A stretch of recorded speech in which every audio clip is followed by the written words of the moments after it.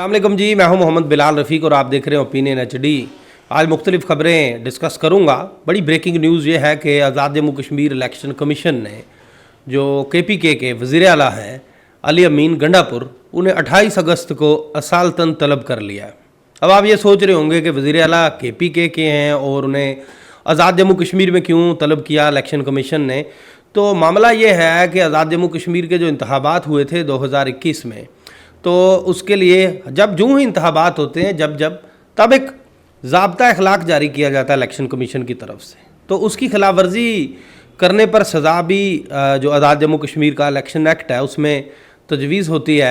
तो ये जो अली अमीन गंडापुर साहब थे, इन्होंने 2021 के जो आज़ाद जम्मू कश्मीर के इंतखाबात थे उसमें ज़ाब्ता अखलाक की धज्जियाँ बखेरी थी। तो उसके बाद एक मकामी शहरी की दरख्वास्त पर ये एक केस जो है वो ज़ेर कार है अब तक भी इलेक्शन कमीशन में।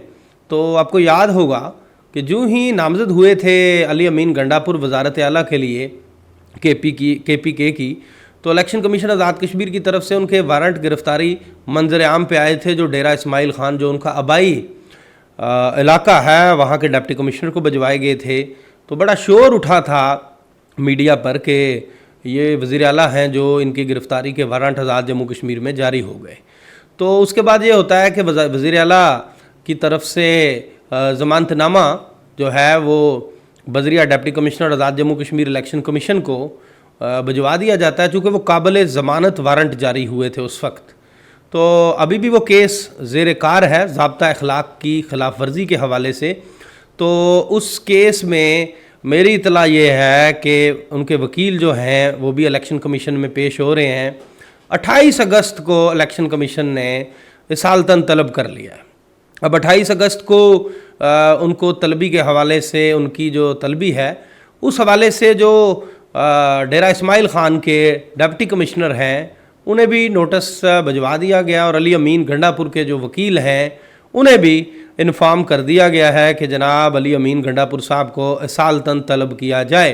अब मेरी ये इतला है कि PTI के कुछ आज़ाद कश्मीर के जो रहनुमा हैं उनकी ख्वाहिश है कि चलें जी अली अमीन गंडापुर साहब को, जो आज़ाद जम्मू कश्मीर इलेक्शन कमीशन का इस्लामाबाद में ऑफिस है, वहाँ आप तलब करें, वहाँ वो पेश हो सकते हैं। कुछ मसरूफियात हैं, अभी ये तय नहीं हुआ कि वो आज़ाद कश्मीर में पेश होंगे, दारुल हुकूमत मुज़फ़्फ़राबाद में जो इलेक्शन कमीशन का हेड ऑफिस है, मरकज़ी दफ्तर है, या वो इस्लामाबाद के दफ्तर में पेश होंगे। तो ये एक बड़ी ब्रेकिंग न्यूज़ है। साथ ही साथ ये भी हो सकता है कि अगर उस तारीख़ को अली अमीन गंडापुर साहब पेश ना हुए तो जो इलेक्शन कमीशन ने ज़मानत ले रखी है वो ज़मानत वापस भी जो है वो की जा सकती है। और साथ ही साथ जो उनके वारंट गिरफ़्तारी, नाकाबिल ज़मानत वारंट गिरफ़्तारी भी जारी हो सकते हैं। ये थी बड़ी ख़बर जो आप तक मैंने शेयर की।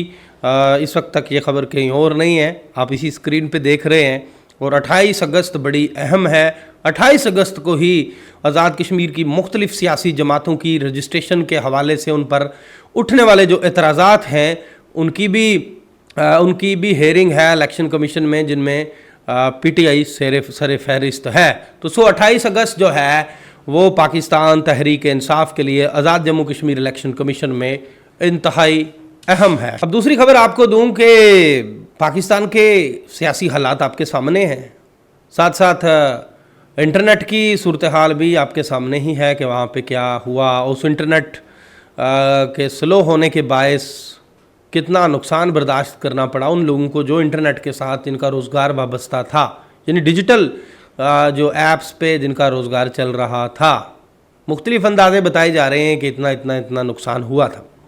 आज़ाद कश्मीर के अंदर तो इंटरनेट पहले ही पूरा सा आता है, उसकी स्पीड पूरी सी होती है, लेकिन अब पाकिस्तान में बड़ा नुकसान हो गया। आज़ाद कश्मीर से भी जो लोग फ्री लासर काम करते थे वो भी मुतासर हुए हैं। तो इस हवाले से भी मुख्तलिफ़ ख़बरें मंजर आम पे आई हैं।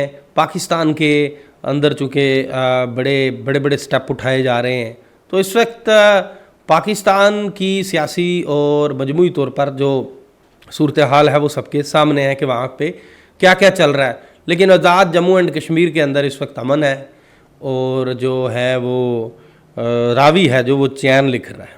तो वज़ीर-ए-आज़म आज़ाद कश्मीर चौधरी नवारुल हक साहब के बारे में यही इतला आई है کہ وہ بمبر جا رہے ہیں، جو مونسون کی بارشوں کے باعث بڑا نقصان ہوا ان کا جو شہر ہے، جو انتخابی حلقہ ہے، وہ اس کا وزٹ کریں گے، نقصانات کا جائزہ لیں گے، اور توقع کی جا رہی ہے کہ وہ منڈے کو میرپور میں تقریبات سے خطاب بھی کریں گے۔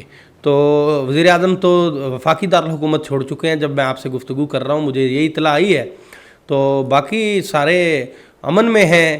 تو اب دیکھیے آگے کیا ہوتا ہے، لیکن یہ جو خبریں تھیں جو میں نے سوچا کہ آپ کے ساتھ ڈسکس کی جا سکتی ہیں تو وہ میں نے کر دی ہیں۔